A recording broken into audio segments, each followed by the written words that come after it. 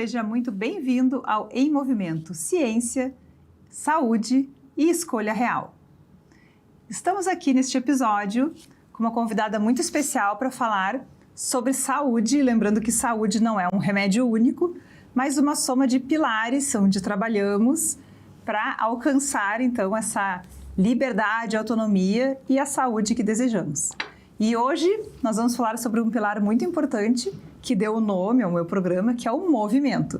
Mas o movimento não é simplesmente treinar, fazer treino, né? É uma soma de fatores que contribuem para a nossa autonomia, para a nossa força, para a nossa liberdade, né? E um dos fatores que influencia muito no nosso movimento é a fáscia, uma palavra que entra muito na moda, né? Falar sobre ela, mas pouca gente entende o que realmente significa ela na nossa vida. Eu recebo então a Fátima Brum, que é uma fisioterapeuta, também educadora física, com mais de 27 anos de experiência, com formações nacionais e internacionais, proprietária da equipe Fátima Brum, né, uma clínica de excelência que trabalha exatamente isso, né, o movimento na sua excelência. E eu gostaria então de te dar as boas-vindas, Fátima, para a gente poder ter essa conversa e esclarecer tudo para os nossos telespectadores. Obrigada, Zamara, é um prazer estar aqui e poder contribuir, né, com esse pilar tão importante que é o movimento. Então vamos lá, para aquecer aí o público, né? Em uma frase, o que tu mais resolve no teu dia a dia? Dor. Excelente. Dor, né? Acho que atualmente todo mundo tem algum tipo de dor, né? Mas dor nas costas é algo assim que mais aparece, né? Claro que as causas são diferentes. E aí é que a gente tem que saber avaliar para entender por que o paciente está com dor, né? Muito bom. E quando foi que a fáscia virou assim esse mapa tão importante? Quando é que tu te deu conta da importância da fáscia para o movimento, para alívio da dor? Quando eu percebi que a dor não era algo somente localizado, né? Quando o paciente referia a dor durante alguns movimentos e não só de uma forma pontual, né? Quando eu percebi que tu fazendo, né, dando um toque no tecido, mudava, como algo meio mágico, assim. Mudava a dor, a percepção do paciente, mudava o sistema nervoso dele, ficava mais relaxado. Então, eu comecei a perceber que a fáscia não era algo somente um ponto gatilho, né, que não era só uma densidade alterada, um nódulo, mas ela era muito maior do que isso. E qual é a queixa mais comum que chega para ti, que tem muita relação assim com padrões de movimento? Muito relacionado hoje, se fala muito em uso do telefone, né? Computadores, movimentos repetitivos, mas tem uma razão, né? A queixa maior sempre é essa anteriorização dos ombros, dor nas costas, encurtamentos musculares, rigidez. Não existe um padrão único, né? Mas um padrão que vai se compensando e vai se adaptando. E a queixa, para mim, principal é essa de ter mais essa inclinação, mais essa rotações de ombro, quadril, postura, né? As pessoas, elas querem resolver, entre aspas, a postura, né? Sem realmente se reprogramar, se reorganizar o corpo de uma forma mais ampla. Excelente. Agora, sim, para que o nosso telespectador compreenda melhor, né? Eu gostaria que tu definisse fáscia de um jeito que seja simples de entender. Bom, fáscia vamos pensar assim, como se nós tivéssemos uma roupa, um macacão inteiro, como se fosse o macacão do Homem-Aranha, que vai recobrir toda a região da cabeça e vai até os pés, até lá embaixo dos pés. Porque é um tecido que conecta, né? E ele também transmite força tensional, né? Ele dá tensão aos músculos. E quando ele se conecta, ele não é a gente diz assim, que nós não temos 604 músculos. Nós temos um músculo. Porque esse músculo que seria esse 604, mas que na verdade se forma ele se conecta como se fosse uma teia. Então, tudo está interligado. E é tecido, né? A gente sabe que é um tecido fibroso que precisa ter deslizamento. E aí é que entra o movimento. Então, aí tu já tem um spoiler da minha pergunta próxima, que é por que ela influencia, então, na dor, na rigidez e no movimento? Porque primeiro que a face é extremamente inervada. A gente acredita, né, e as pesquisas mostram que 40% da força tensional vem da fáscia e não do músculo. Porque o músculo, ele tem, que seria a miofáscia, né? Porque a face está recobrindo o sistema nervoso, os órgãos, enfim, tendões, cápsulas articulares. Mas quando a gente fala da fáscia muscular, a miofáscia, a gente está falando dessa fáscia que está lá recobrindo. Quando fica muito tempo parado, né? Muito tempo sentado ou um movimento repetitivo, essa fáscia, ela aumenta a densidade dela, ela fica um pouco mais rígida. E essa rigidez pode aumentar a disfunção, né, da articulação, dos tendões e causar um pouco mais de rigidez e até mesmo dor. E o segredo de tudo isso é muito simples, né? Levantar, fazer mais movimentos para que essa face possa ter uma hidratação melhor e fazer ter um melhor deslizamento. Muito bom. Nós sabemos, né, que sempre tem muitas informações vindas de todos os lados e entre elas acabam surgindo alguns mitos. Então eu gostaria que tu me dissesse qual é o mito que tu mais gostaria de quebrar, desmistificar, que rola aí pelo Instagram ou outras redes sociais. Bom, primeiro que eu sempre falo, né? Todo mundo tem uma receita, né? Infalível. E, tipo, faça 4 exercícios e acabe com a sua dor lombar. A gente sabe que a dor ela é complexa e ela envolve vários pilares. Esse é um deles, né? Como se fosse uma mágica e a gente sabe que não é. E a outra coisa, assim, que eu acho que é o uso, principalmente, assim, de uma técnica, porque não existe uma técnica infalível, né?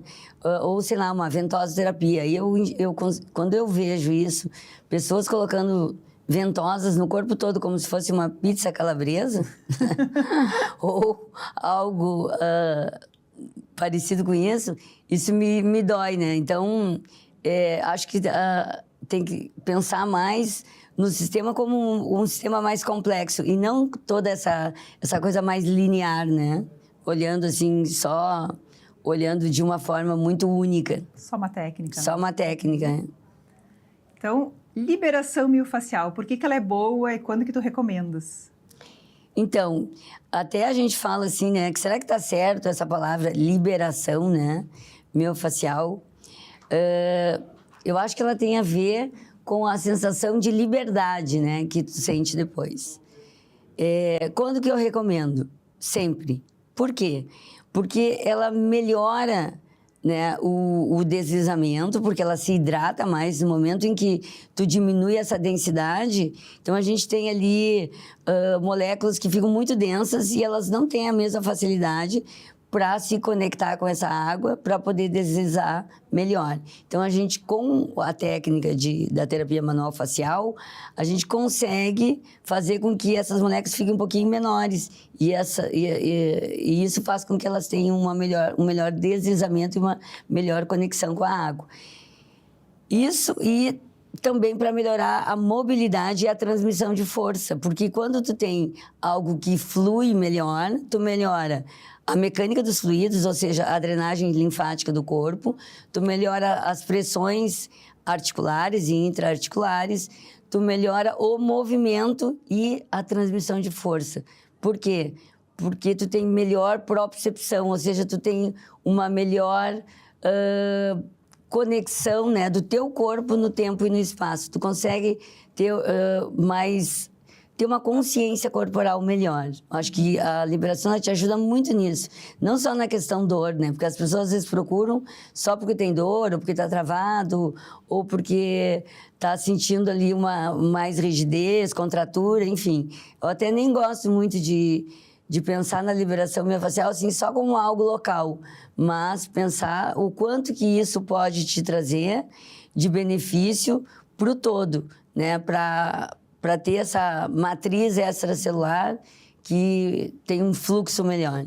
Então, ajudaria também para melhorar a performance e a longevidade do nosso movimento. Sim, tudo. Vai melhorar o sistema, né, circulatório, a gente vai ter um sistema mais equilibrado, porque tu tem distribuição de cargas e força tensional diminuída, né? E a gente sabe que quando tu tem tensões diferentes no teu corpo, o teu corpo vai ter que trabalhar em outra sintonia, né? Muito bem. Então, lembrando que liberação também ajuda a ter maior longevidade no seu movimento, né? Lembre-se disso quando procurarem. E uma coisa que acontece, assim, com muitas pessoas é aquele ciclo, né? Libera, melhora e depois volta tudo de novo, recontratura. O que a gente pode fazer, né? Qual é o passo que falta para a gente sustentar esse resultado? Sim, eu sempre falo assim, o paciente, melhorou. Quanto melhorou? Melhorou pouco, melhorou muito, melhorou, né? Não tem mais dor. Mas o que realmente segura, né? Será que mantém aquele padrão que ele saiu super bem? Então, para manter o padrão, precisa de reprogramar o movimento, né? Porque às vezes tu tem um movimento que é mais disfuncional e o corpo, ele não quer fazer esforço, né? O cérebro não quer ficar fazendo esforço. Ele sempre vai voltar para o padrão onde ele vai trabalhar menos, né? Então, o padrão, ele vai retornar na medida do teu dia a dia, o que tu faz.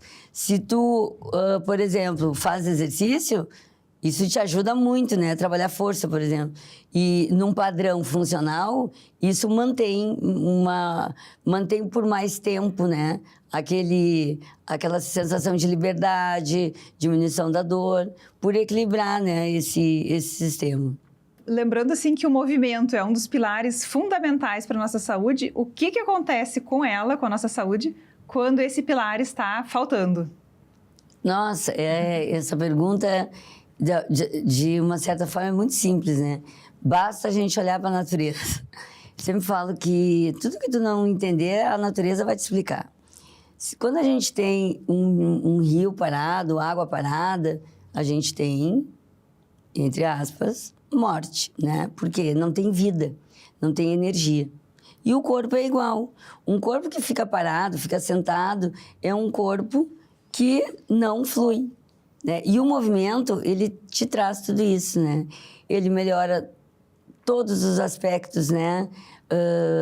Dinâmicos, neurodinâmicos, hemodinâmicos, tudo isso vai estar ali em conjunto na medida em que tu vai te movimentando. Então, não se movimentar... um exemplo assim, vou dar um exemplo bem... Uma pessoa que... Por que idoso não deve ficar parado, né, sentado? Primeiro porque aumenta os riscos de ter infecções respiratórias, e é mais ou menos isso que mata o idoso, né? E porque ele está ali parado, o corpo não se movimenta, e aí cada vez tu tem mais perdas, né? Então, se movimentar é fundamental. Eu nem imagino alguém não se movimentando, porque o movimento ele vai te trazer algo muito precioso, que é qualidade de vida, longevidade e diminuição, né, de todo esse processo do envelhecimento que todos nós estamos experienciando, né? Na verdade, desde que a gente nasce.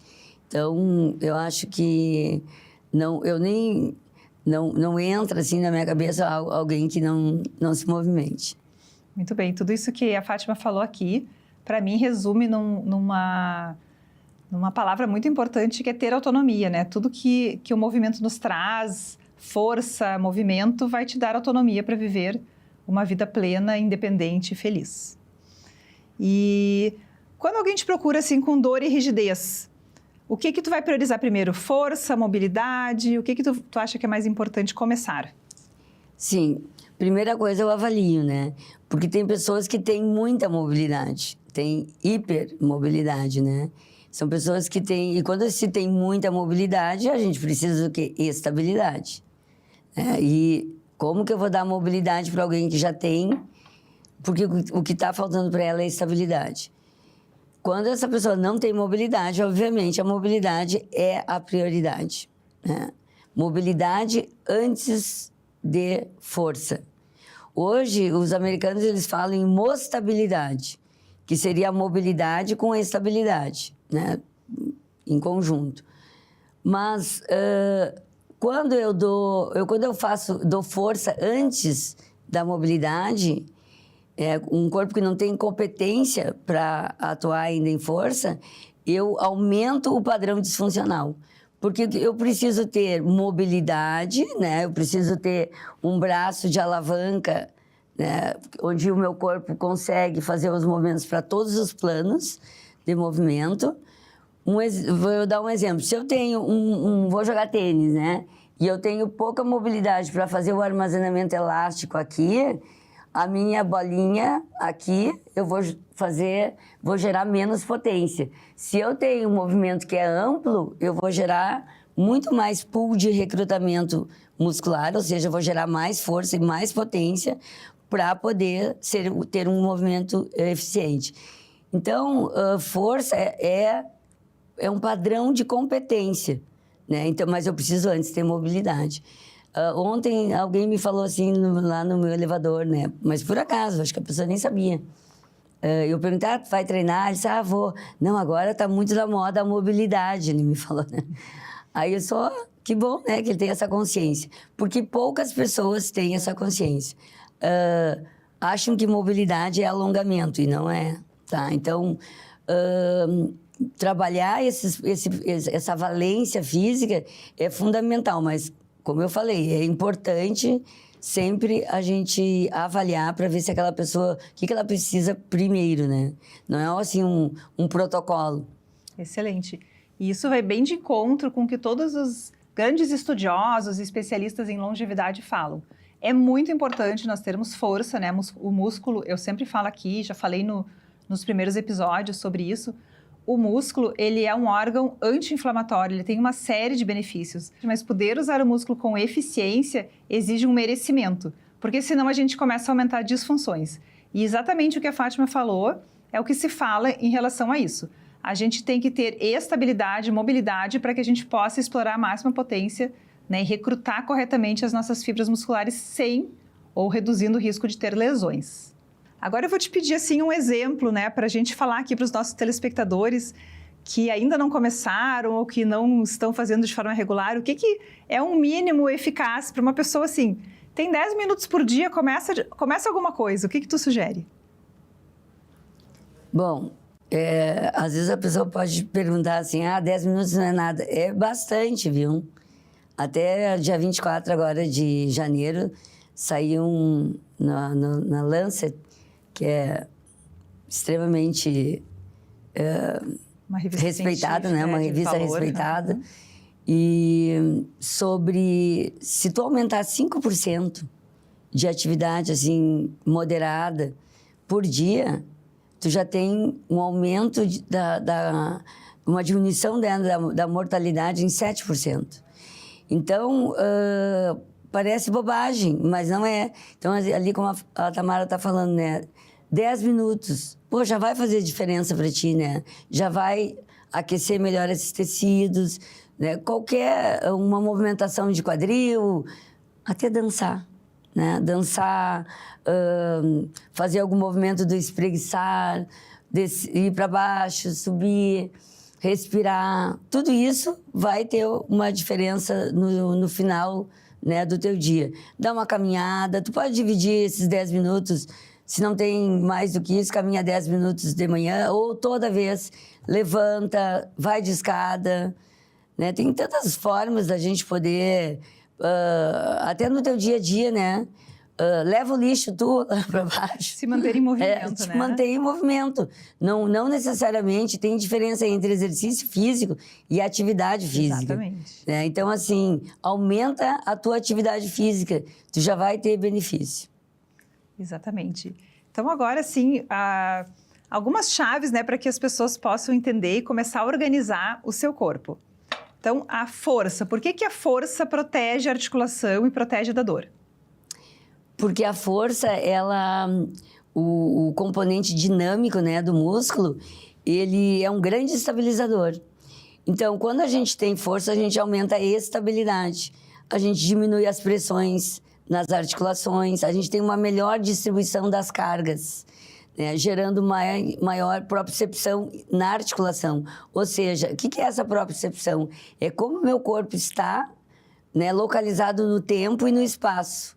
Então, isso me dá uma sensação maior de equilíbrio, né, de controle do meu movimento, é o controle motor, me dá mais, me protege mais, porque é um sistema que ele tem um sistema de amortecimento melhor, né, porque eu consigo distribuir essas cargas, e diminuição também daquela tendência, né, a ter uma postura mais largada. A gente vê isso em atletas, que tu olha um atleta e tu vê assim ele ali, né, com aquela postura, parece que ele tá assim, ó, colado no chão, né, tem um crescimento axial, uma verticalização do corpo incrível, porque ele tem força muscular, né? E quando a gente vê uma pessoa que não faz exercício ou que tá num processo assim de perda de massa muscular, a gente vê aquela pessoa ali, né? Parece que vai desintegrar, né? Parece que o primeiro vento, um pouquinho mais forte que der, vai derrubar ela. Tu perde esse crescimento axial, né? Ele vai se horizontalizando ao invés de se verticalizar. Então, quando a gente percebe isso, a gente vê na prática, né? A diferença entre ter força, ter estabilidade e para uma pessoa que realmente não faz atividade física. Então, agora eu vou fazer um ping-pong aqui contigo. Eu vou te pedir um mito, uma verdade e uma prática. Vamos começar com o mito. A pergunta que não quer calar, né? Isso eu dou cursos, né? Então, sempre me perguntam, eu libero antes de treinar ou eu treino e depois eu faço a liberação? Depende, né? Se eu chego a um paciente que está muito, né, rígido, muito tenso, muito contraturado, ele vai ter menos deslizamento na hora do treino. Então, fazer ali uma prática, uma autoliberação, né? Hoje existem os rolos, né, miofasciais, ou uma bolinha, soltar, uma respiração, acalmar o sistema, né? Porque ele está ali rígido, né? O dia a dia lá foi tenso, muito trabalho, teve algum estresse. Isso também é importante, isso estressa o tecido facial, né? Estressa a musculatura, por isso fica mais tenso e mais rígido. Já dá uma boa melhorada para o treino, né? Agora, se a pessoa está bem, né, vai fazer um treino mais pesado, aí eu acho o ideal fazer depois. Para quê? Como um recovery, como uma recuperação. Como, esse agora, fiz meu treino, agora eu vou dar aquela relaxada, aqueles músculos que estavam muito tensos, eu vou conseguir ter uma melhor mecânica desses fluidos, né, um melhor fluxo. Por isso, assim, não tem algo... tem que ser assim, tem que ser assado. Depende de cada situação, tem que ser avaliada, né? Então, preparar-se para o movimento, né? O movimento dele tem que estar fluido. Se é um movimento que está ali todo restrito, né? Não tem aquele espaço para ele para que ele possa se contrair de uma forma eficiente, aí o ideal é fazer um pouco de liberação ou respiração também, né? Que acho que era uma das outras coisas que eu vou dar uma dica. Muito bom. Então, acho que a gente já trouxe aqui um mito e uma verdade juntos, né? que o mito é que não tem a receita de bolo para todo mundo, né? Dizer que tem que liberar antes ou dizer que só depois, né? Vai depender de cada caso. E uma verdade é que precisa ter esse passo a passo no nosso dia a dia. Então, para a gente poder treinar com mais eficiência e para a gente se recuperar desse treino, a gente tem que incluir a mobilidade, a estabilidade, né? A liberação no nosso dia a dia, na rotina do treino. E agora eu vou te pedir assim uma prática, algum protocolo simples que as pessoas possam já amanhã ou hoje mesmo começar a fazer. Tá. As pessoas, elas falam muito que elas acordam, né? Mais rígida, ou quando ficam muito tempo sentado, quando levantam, nossa, tudo dói, ou ficam mais com essa rigidez, né? Travadas, antes do movimento. Isso. Ou após ter passado uma noite toda sem dormindo, né? Mas o corpo está mais parado. Por quê? Porque o corpo precisa do movimento, por isso que elas estão mais rígidas. Ficou parado ali, os tecidos faciais, eles vão ficando mais com menos liberdade de movimento, mais restrito. Então, o que eu poderia fazer?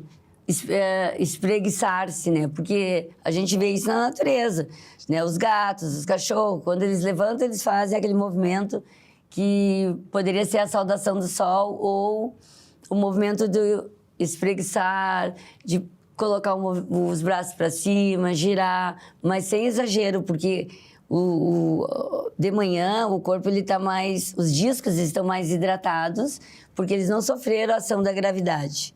Então a gente precisa fazer movimentos leves. Quando acorda, vira para um lado, alonga do outro, mobiliza. E a mesma coisa, movimentar o quadril, se movimentar. Não tem uma receita de bolo. Te movimenta. Perfeito. Então, para fechar, se tu pudesse deixar assim uma mensagem curta, né, uma mensagem curta para quem está com dor, né, o que seria? Uma frasezinha de mensagem. Movimento é vida. E se tu queres envelhecer com qualidade, movimente-se. Muito bem, muito obrigada, Fátima, pela tua presença, pelas informações tão esclarecedoras. Encerramos aqui mais um Em Movimento, lembrando que o movimento é um pilar essencial de saúde e é o que nos dá longevidade com autonomia. Até o próximo episódio. Se você gostou, clica aqui, encaminha, deixa uma mensagem, encaminha para pessoas que possam também se beneficiar dessa informação.